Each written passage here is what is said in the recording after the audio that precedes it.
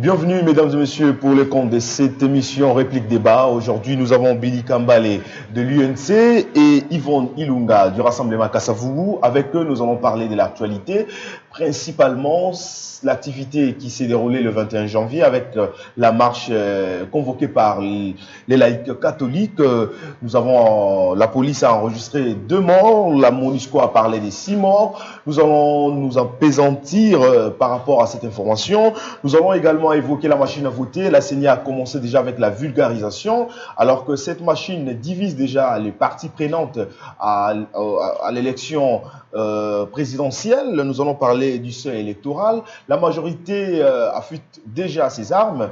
Mais du côté de l'opposition, nous voyons une partie qui se prépare pour les marches, une autre partie qui se diverge avec, nous voyons Lengankoui, Roger Lumbala et Bruno Tshibala, le Rassop Kasavubu.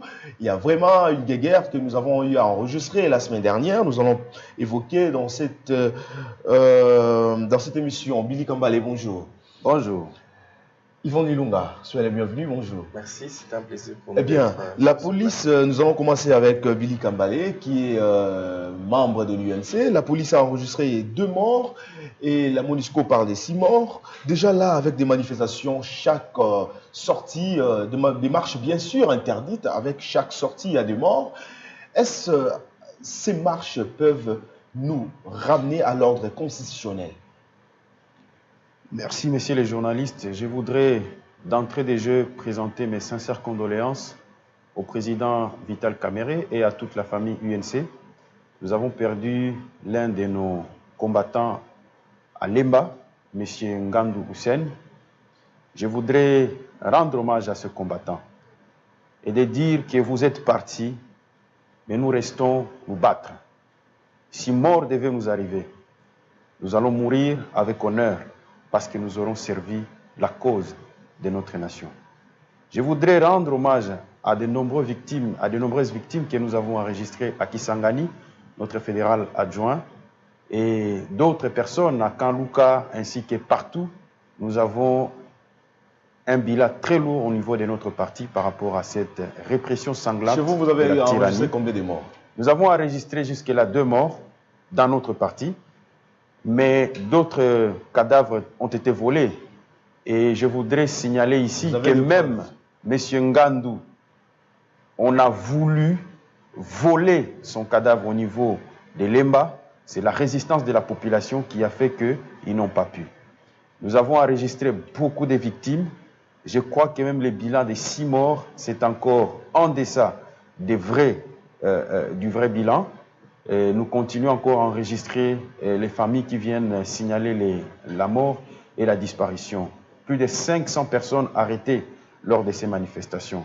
Ici, à Kinshasa, nous comptons plus de 320. À Bukavu, nous sommes au-delà de 200. À Goma, plus de 400. À Kisangani, plus de 56 arrestations. Nous exigeons la libération immédiate et sans condition de toutes ces personnes. Monsieur Kambale, la question est celle de savoir, appel à des manifestations, est-ce une solution pour remettre à l'ordre constitutionnel? Lumumba disait, sans combat, vous n'obtiendrez rien, ni aujourd'hui, ni jamais. Nous pensons que M. Kabila, son mandat a expiré le 19 décembre 2016. La classe politique, autour de la CENCO, nous étions convenus de lui ajouter encore 1 année. Mais cette année devait être essentiellement électorale.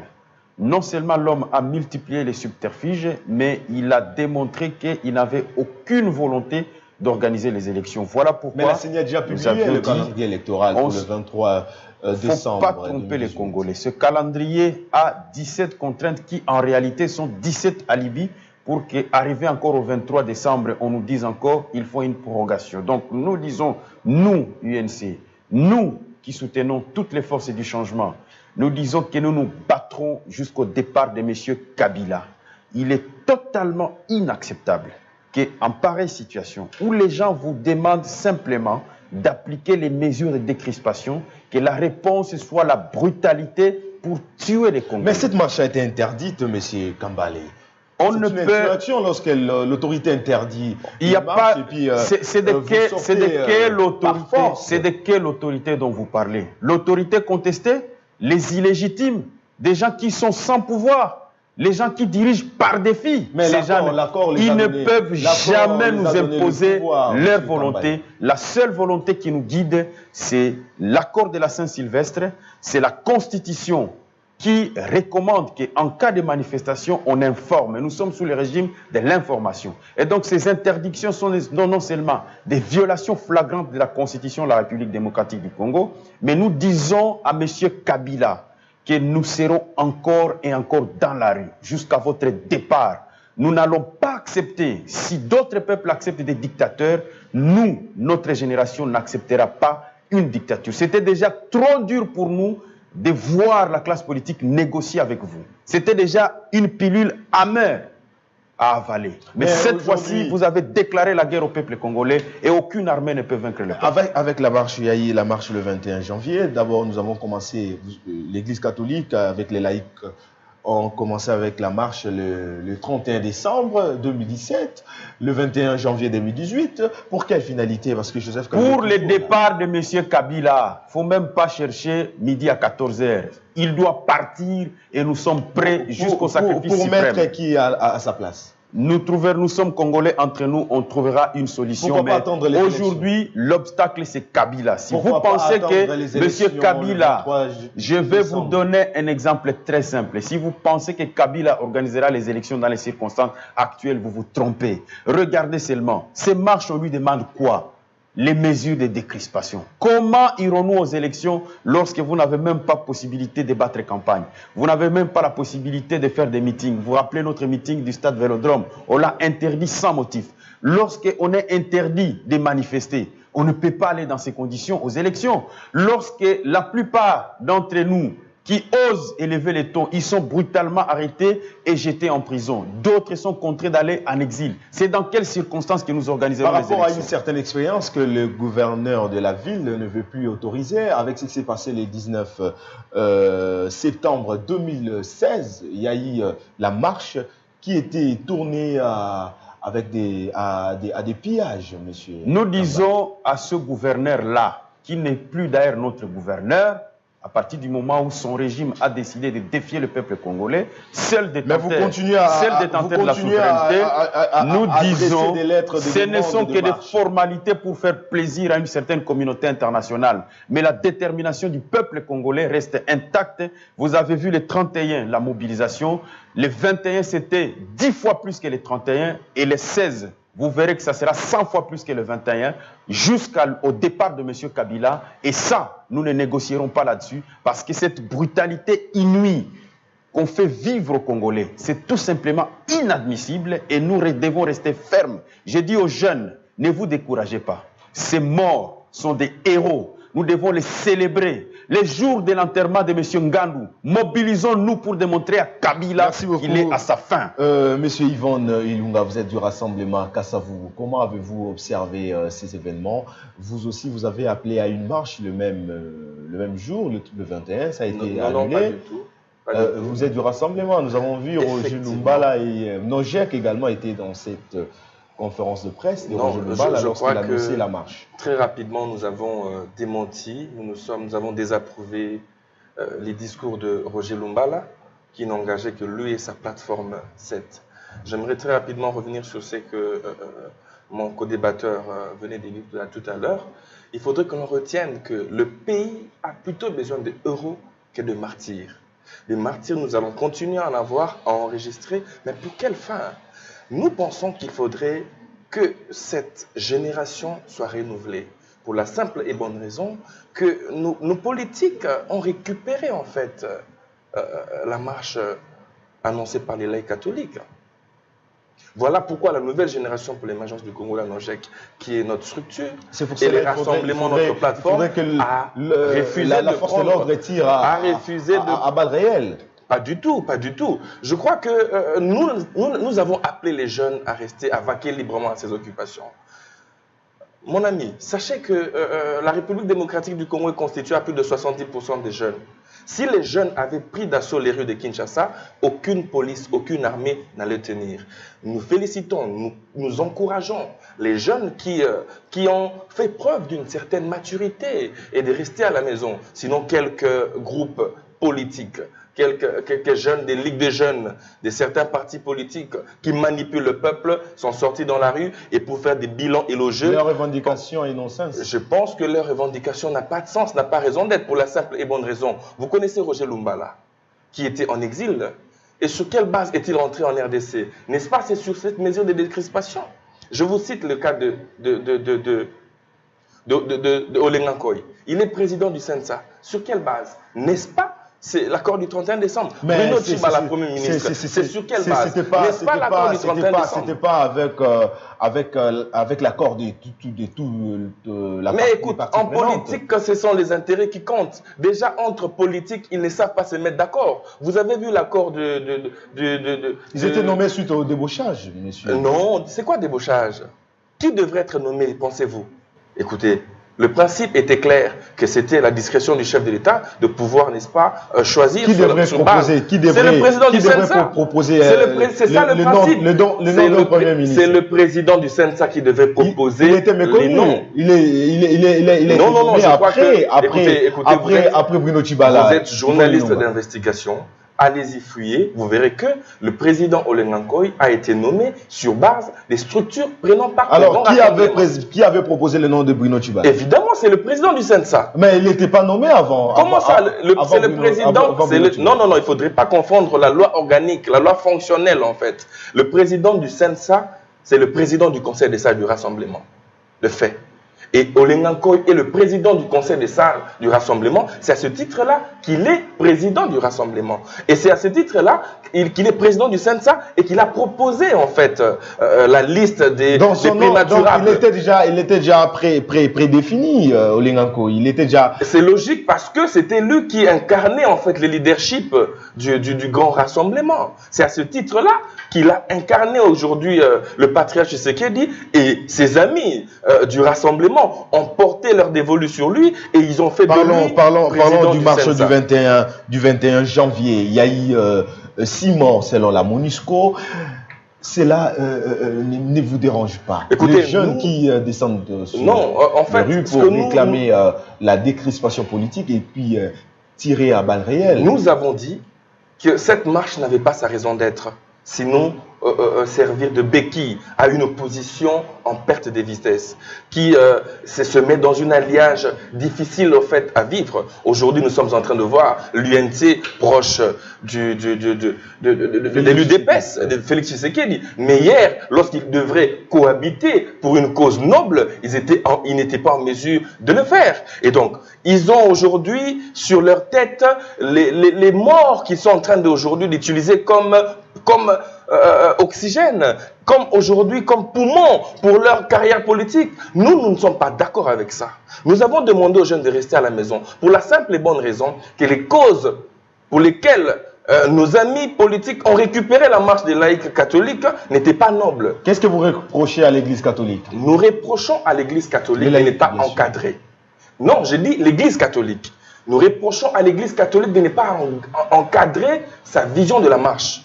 Elle se laisse emporter par le sensationnel venu de nos amis de l'opposition, qui n'ont pas de débat à ce jour, qui n'ont pas aujourd'hui de politique et de vision commune afin de pouvoir avoir le pouvoir et devenir président de la République. J'aimerais vous donner un exemple. Aujourd'hui, nous avons un gouvernement de large union nationale. Nous avons Pierre Kangoudia aujourd'hui. Il est de quelle formation politique? Il a été désavoué. Il est venu d'où? N'est-ce pas de l'accord du 31 décembre, nous avons... Écoutez, il ne faudrait pas manipuler le peuple. Nous le savons tous que M. Pierre Kangoudia est venu de l'UNC. Il y a tant d'autres. Donc pour vous, l'UNC est d'accord avec tout ce qui s'est passé? Pour nous, l'UNC a donné à la nation congolaise un des meilleurs de ses fils pour servir la nation.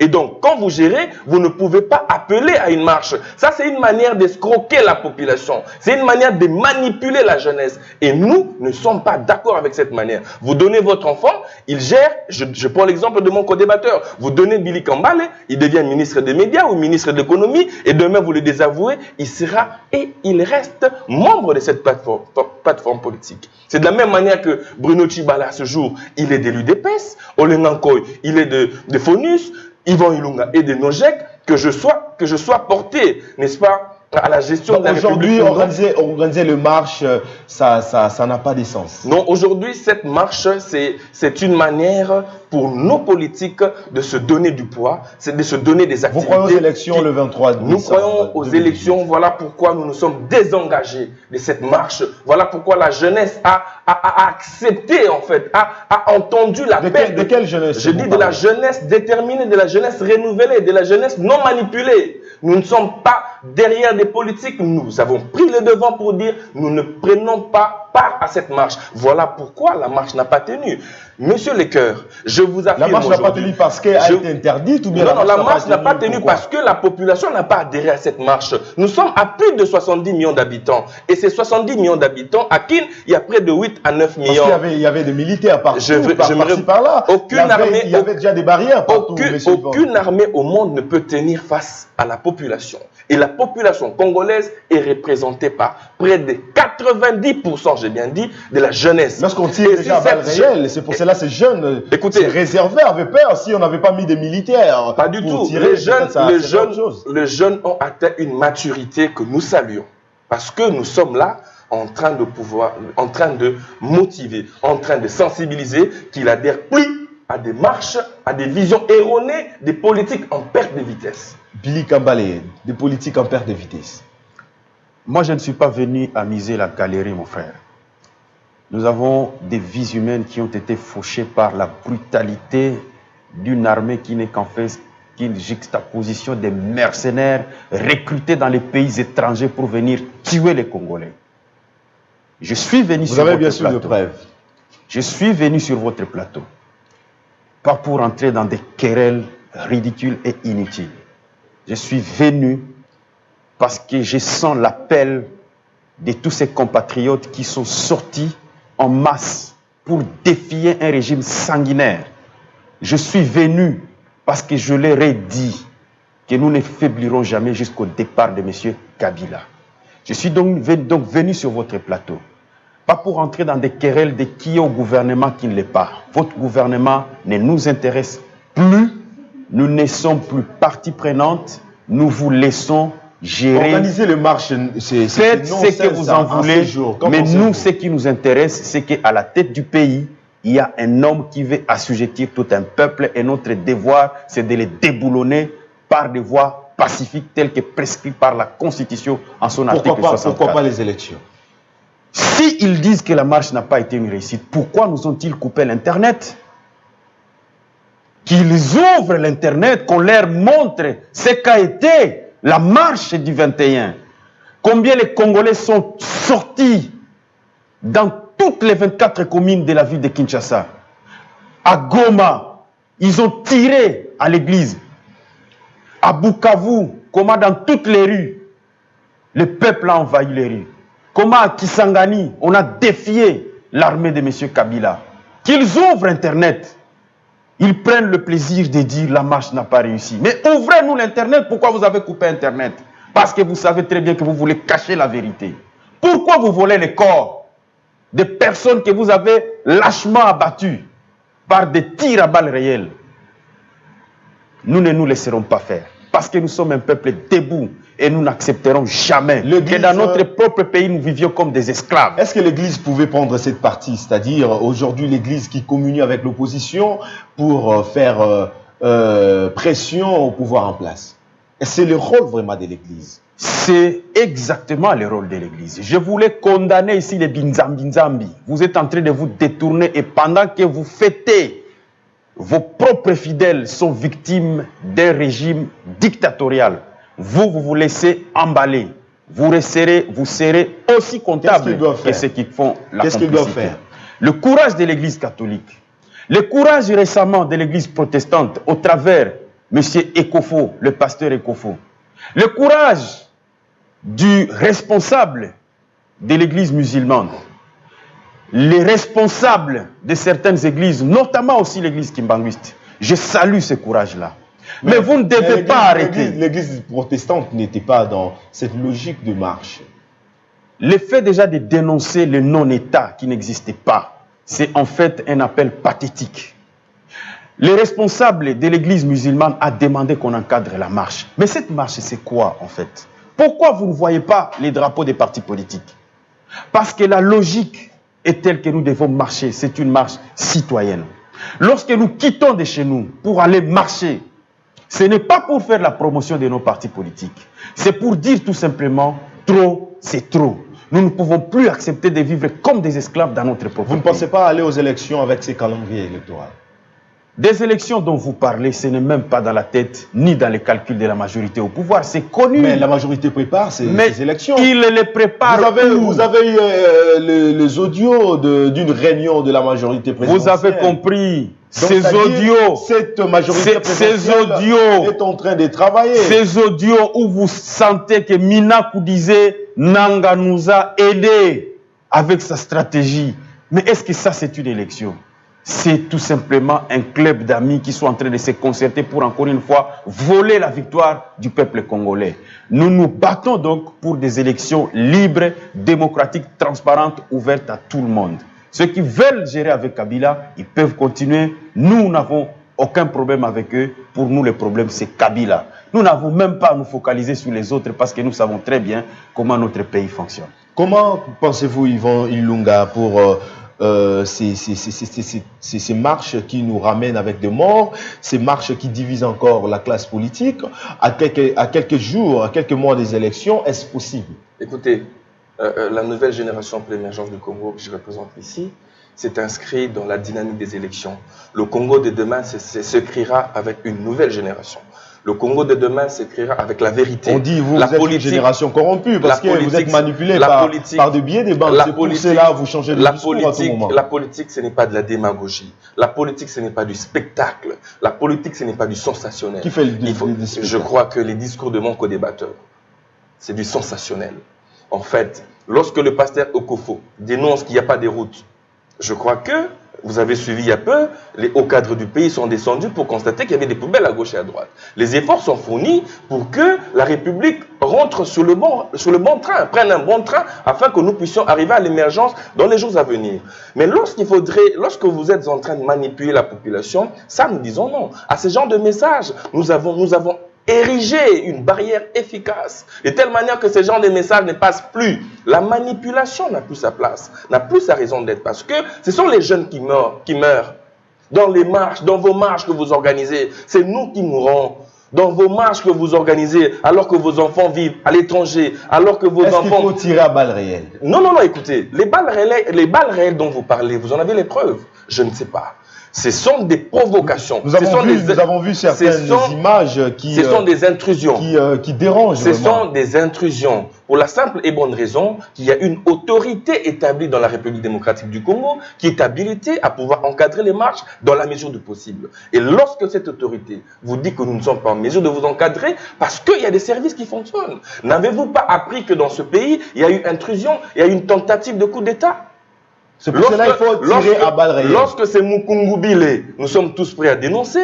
Lorsqu'on vous dit qu'il y a un coup d'État qui se prépare, diligenté par une certaine communauté, et vous voulez que la nouvelle génération se taise. Pour qui mettre en place? Ce n'est pas pour qui mettre X, Y en place, c'est pour déstabiliser ce pays. Le pays de Lumumba, le pays de Kassavubu, le pays de plusieurs euros. Nous ne sommes pas d'accord. Vous préparez un coup d'État. Tout ça, ce sont des fuites en avant, des gens qui savent que M. Kabila est à sa fin et toute sa majorité, ils savent qu'ils sont à la fin. Mais parce qu'ils ne résisteront vous pas. N'arrivez plus à sensibiliser la population, vous vous cachez derrière l'Église catholique. Laissez-moi rigoler. Mais vous parlez de quoi? Mais les marches qui sont organisées, mais c'est un appel citoyen. Vous confirmez? Pourquoi vous pensez que l'opposition pendant tout ce temps s'est battue? C'est pour que nous atteignions ce niveau de conscience qu'a notre peuple. C'est pour que nous arrivions même à mettre l'Église devant ses responsabilités. Ce qui se passe aujourd'hui est l'aboutissement heureux d'un travail de fond, un travail de fourmi, un travail où sans relâche, les leaders de l'opposition, notamment le mien, Vital Kamerhe, a passé pour conscientiser les leaders, non seulement de la société civile, de l'opposition et de partout ailleurs, pour leur dire le moment était venu où nous devrions créer un front commun comme en 1960, les fronts communs de Bruxelles à la table ronde où il fallait arracher l'indépendance. Est-ce que ce comité laïque est crédible? Parce que nous voyons les opposants, ceux-là qui sont contre le président Kabila, qui s'y trouvent. Si nous voyons M. Ndaïwel, nous voyons Thierry Landou et consorts, ce sont des gens qui sont contre le président de la République. Mais comment un homme normal, dans les circonstances, comment un homme normal qui a ses deux pieds sur terre et qui a la tête sur les épaules, dans les circonstances actuelles, peut soutenir M. Kabila? Comment un homme normal? Vous pouvez le trouver normal. Un Congolais normal. Vous les avez soutenus. Mais je vous ai dit, mais qui n'a pas commis d'erreur dans ces pays? Je vous dis que ce sont des erreurs que nous assumons, mon frère. Peut-être le comité mais nous disons que chacun, s'il vous plaît, d'appeler la population nous avions dit,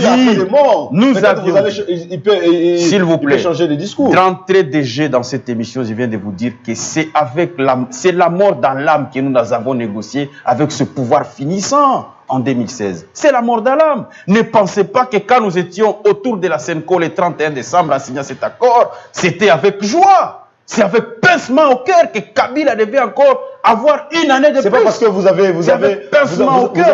avez raté la primature. Si aujourd'hui Vital Kamerhe était Premier ministre. S'il vous plaît. Ne réduisez pas. On allait retrouver s'il vous plaît, derrière les. Ne réduisez pas notre combat à un quelconque poste. Vous connaissez ce que signifie un ministère du budget? Un ministère du budget, si vous ne le savez pas, c'est au total 7 ministères réunis. C'est pas au-delà de la primature. Je vous dis qu'un premier ministre, parfois, il vient s'agenouiller devant le ministre du budget. Parce que c'est lui qui libère tout fonds. Il n'y a rien qui se passe sans le ministère. Mais vous avez minimisé ces ministères. Mais vous avez dit avant, l'UNC ne pouvait pas avoir ces ministères. Un seul ministère. Nous, ce que nous voulions, c'est de peser sur le processus pour que le processus aboutisse à bon escient. Mais lorsque nous remarquons que nous n'avons pas la possibilité de peser, qu'est-ce que nous faisons? Mais nous claquons la porte parce que nous sommes un parti sérieux. Mais là n'est pas le débat. Le débat aujourd'hui, c'est la marche du 21. Le débat aujourd'hui, c'est la conscience. Et aujourd'hui, je voudrais rendre hommage à ce peuple qui a compris que sans la lutte, nous n'obtiendrons rien. Ni aujourd'hui, ni jamais. Parce que en face de nous, nous nous retrouvons devant des gens qui sont prêts à tout pour conserver le pouvoir au-delà des textes légaux. Il faut continuer avec des marches, il faut continuer avec non seulement des marches qui nous ramènent les morts, non seulement des marches. Je voudrais même appeler, organise bien sûr les élections. Je voudrais même appeler l'opposition et l'ensemble de la société civile ainsi que l'Église catholique. Nous devons décréter des désobéissances civiques, notamment à demander au peuple de ne même plus payer l'eau, de ne plus payer l'électricité, à demander à tout travail de ne plus aller au travail. Nous devons aboutir là, puisqu'on ne peut pas financer un pouvoir qui nous tue lorsque nous osons revendiquer nos droits. Monsieur Kambale, ce que vous avez dit là, c'est déjà entendu avec le rassemblement. Il n'y a pas de problème. Il n'y a pas de problème. Les renversements aussi des dictateurs, c'est déjà vu et déjà entendu.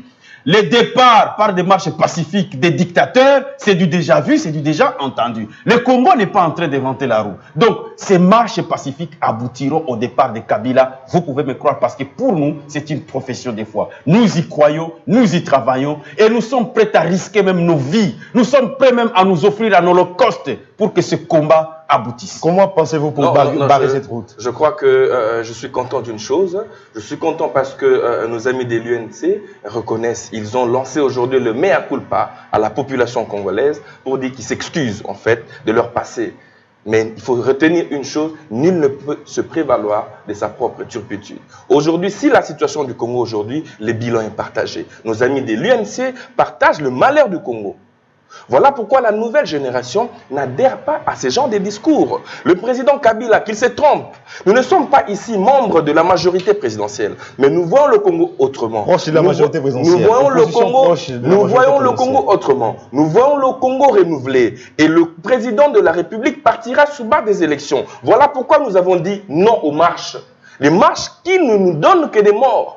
Des marches qui ne nous qui nous abrutissent de plus en plus. Parce qu'aujourd'hui, ils sont en train de se prévaloir en disant, écoutez, ils nous ont coupé l'Internet. Mais pourquoi cet Internet a été coupé? Est-ce que vous pouvez nous dire qui tue J'en arrive. Ceux qui tuent la population, ce sont nos politiques qui, une fois, j'en arrive. Nos politiques n'ont pas d'armes. J'emprunte en tout cas les mots de mon co-débatteur. N'ont pas d'armes, c'est la police. Je veux vous dire qui tue le peuple. C'est pas la police. C'est lui qui tue le peuple. C'est ce politicien qui est affamé. C'est ce politicien qui n'est pas satisfait du poste politique qu'on lui a accordé. Et alors, il voudrait se faire la santé. Il voudrait se faire la santé. Il voudrait reconquérir la confiance de la population. Je me pose la question, il s'agit de quelle population? Vous accusez la majorité présidentielle qui tue? Non, j'ai bien dit, il s'agit aujourd'hui de nos amis du Rassemblement LMT, de nos amis de l'UNC qui veulent manipuler, qui manipulent le peuple, qui les envoient au mouroir. Ok? Est-ce qu'ils ont des armes? Non, il ne s'agit pas des armes. Il y a des cocktails Molotov. Il y a des cocktails Molotov. Il y a des cocktails Molotov. Je vous dis, aujourd'hui, si on fait l'autopsie, il se peut que... Le jeune de l'UNC qui a été tué à Lemba, ce n'est pas les cocktails Molotov. Écoutez, c'est vraiment tiré à balles réelles. Nous avons vu les images. Paix à son âme. C'est vraiment triste. Paix à son âme, c'est justement ça, le leitmotiv de la nouvelle génération pour l'émergence du Congo. Nous ne voulons pas qu'il y ait des meurtres. Nous ne voulons pas qu'il y ait des morts demain et qu'on vienne nous brandir des images pour dire voilà, X a tiré, Y a tiré. Les élections, c'est pointent à l'horizon. Le 23 décembre, il y aura élection. Nous invitons nos amis d'en face de pouvoir s'organiser. Et il ne faudrait pas se faire la santé sur ces jeunes. Écoutez, je ne suis pas expert en la matière pour vous dire qui a tiré, qui n'a pas tiré. Ce que je sais, ce que je peux dire à haute voix, c'est que nous ne voulons pas occasionner en fait des mouroirs à la jeunesse congolaise.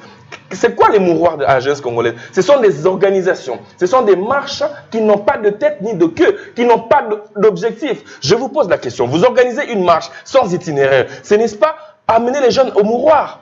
Vous organisez des marches sans fondement, sans base. C'est au nom de quoi qu'ils organisent la marche? Aujourd'hui, vous parlez de décrispation. Kungwa Kumanza n'est-il pas bénéficiaire des décrispations? Aujourd'hui, il a quitté le pays. Malade, il est allé à l'étranger. Anzuluni, qui est à l'étranger, qui continue à pouvoir manipuler les amis, n'est-il pas bénéficiaire des mesures de décrispation au même titre que Roger Lumbala? La République démocratique du Congo devrait être gérée autrement. C'est autrement, c'est le renouvellement que nous imposons. Ce renouvellement passe par un message vrai, par un discours clair et net à la population. Monsieur Kambale, il n'y a pas d'autre schéma pour soit faire entendre sa voix qu'à des marches? Je peux vous dire qu'il n'y aura pas d'autre voie. La seule voie qui nous reste, c'est la résistance, c'est le combat. Et nous n'aboutirons ou nous arrêterons que le jour que Kabila sera parti. Parce que... Par quelle voie? Élection ou bien... Mais nous lui avons offert la possibilité de partir par les élections jusqu'au 31 décembre 2017. C'est pour cela que vous préparez Nous étions, s'il vous plaît, nous étions de bonne foi. Nous avons négocié avec des personnes qui avaient perdu toute légitimité au 19 décembre 2016. Mais c'était contre la volonté de notre peuple. Notre peuple n'a jamais voulu des négociations avec Kabila.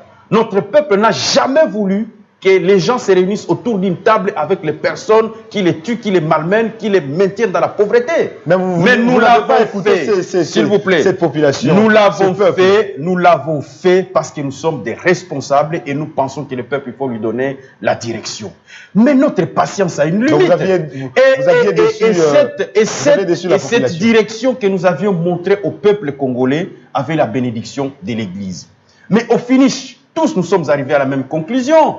Qu'en fait, le dictateur s'est servi non seulement de la SENCO, mais de l'opposition politique pour assouvir son appétit de glisser indéfiniment à la tête du Congo sans élection.